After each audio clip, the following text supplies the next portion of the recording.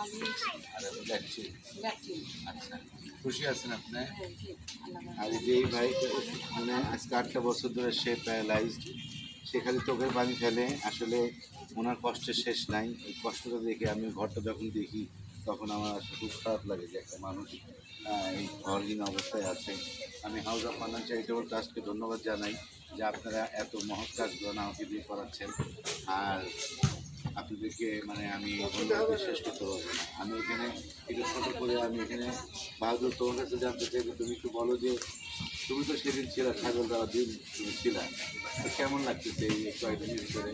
আসলে আমি এই যে আপন নিবাস ঘর নং 106 এটা দেখে আসলে বাকরুদ্ধ হয়ে যাচ্ছি যে 106 নাম্বার ঘর মানে এতগুলো ঘর করার পরে এই ঘরটা পেলো।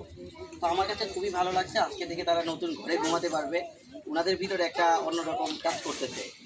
আমি আনন্দিত যে আমার রায়গঞ্জে এসে আপনি সাধারণপুর থেকে এসে রায়গঞ্জে এসে ঘর দিয়ে গেলেন, এই জন্য আমিও আপনার কাছে আন্তরিকভাবে কৃতজ্ঞ। ধন্যবাদ আপনাকে। এটা আমাকে তথ্য দেয় এই আবির, ওর সাথে আমার দীর্ঘদিনের পরিচয়। আসলে আবির ওনাকে তো একটা হুইল চেয়ার দিয়ে আমাদের যাত্রা শুরু হয়েছে, মানে ওনাকে। তারপরে আমি ছাগল দিতে আসলাম, এসে যে এই ঘরটা দিয়ে দেবো এটা কিন্তু কল্পনা করছিলাম না, এটা আমি কখনোই কল্পনা করিনি, এটা কল্পনার বাইরে ছিল। কারণ আমার রিপোর্টটা ছিল এরকম যে আসলে অসহায়তার জন্মেল হোসেন মানে উনি স্বাভাবিক জীবনে ফিরতে চায়, ওনার প্রয়োজন ছিল হুইল চেয়ার। এই হুইল চেয়ারটাই কিন্তু আসলে মনে করে যে house of Mannan charitable trust আসলে ট্রাস্টের পক্ষ থেকে কিন্তু আপনার মাধ্যমে আমি ওনার হাতে এই হুইল চেয়ার পৌঁছে দিই।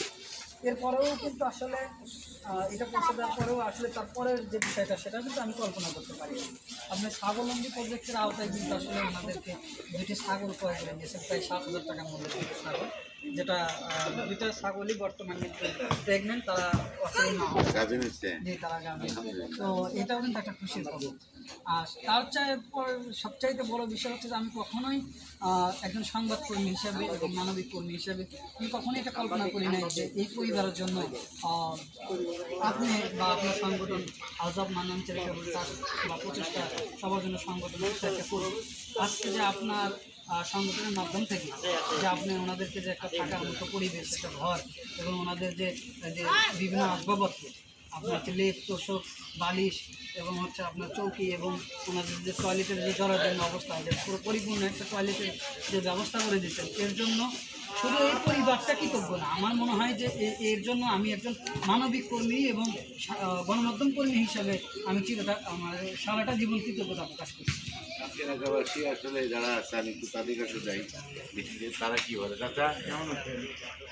আপনারা কেমন যে একটা ঘর আছে আপনারা তো জানেন, এলাকার লোকজন খুশি? হ্যাঁ, সবার খুশি কিনা আপনারা? দোয়া করুন করার জন্য। আর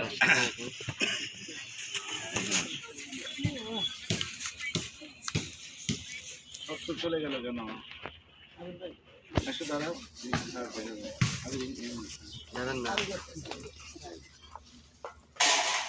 তো আসলে এই ঘরের কাজের পিছনে একা করা সম্ভব না, এখানে সবাই সহযোগিতা লাগে। তারপরে রাজু করছে, তো এই সবাই মিলে আসলে আমরা মূলত এই মানবিক কাজগুলো করি। আজকে এই ব্যাপারটা দিতে বলে তোমার কাছে কেমন লাগছে? নিজের আগে অনেক যাচ্ছি।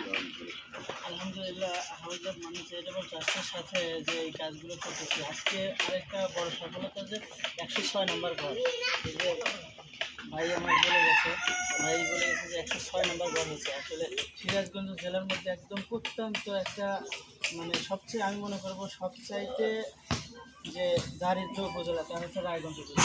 এই রায়গঞ্জ উপজেলাতে অসংখ্য দারিদ্র মানুষ আছে এবং সেই মানুষগুলোর পাশে প্রচেষ্টা সবার জন্য মানবিক সংগঠন যে এসে দাঁড়াইছে, এর জন্য অসংখ্য ধন্যবাদ।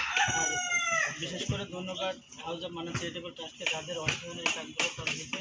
আল্লাহ যেন তাদের মনের আশা পূর্ণ করেন যারা এখন এই কাজকে পরিচালনা করতেছেন।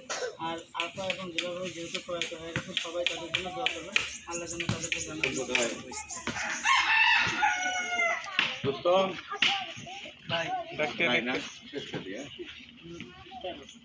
আসলে একটা মানুষের পাশে যখন আমরা দাঁড়াই মানবিক কর্মী হিসেবে, তার জন্য মানে কিছু যদি করতে পারি মনের ভিতরেও একটা অন্যরকম আনন্দ লাগে। সারাদিনের যে কষ্টটা সেটাও ক্লান্তি দূর হয়ে যায় একটা ভালো কাজের মাধ্যমে। আমাকে যারা এই কাজে শারীরিকভাবে সহযোগিতা করেছেন, এখানে আবির আছে, বাহাদুর আছে, রাজু আছে, আরও যে ছোট ভাইরা আছে, আর সবার সম্মিলিত প্রয়াসে আসলে একটা কাজ নামে আমি আবারও হাউজা ফান্ড চ্যারিটেবল ট্রাস্টি বোর্ডের সকল সদস্যকে ধন্যবাদ জানাবো। আপনারা যেভাবে অসহায় মানুষের পাশে এসে সবসময় দাঁড়ান, আল্লাহ পাক আপনাদেরকে সুস্থ রাখুন। আপনারা যদি সুস্থ থাকেন এরকম অনেক অসহায় মানুষের মুখে আমরা হাসি ফোটাতে পারবো। আপনার সবাই ভালো থাকবেন, ভালো কাজের পাশে থাকবেন।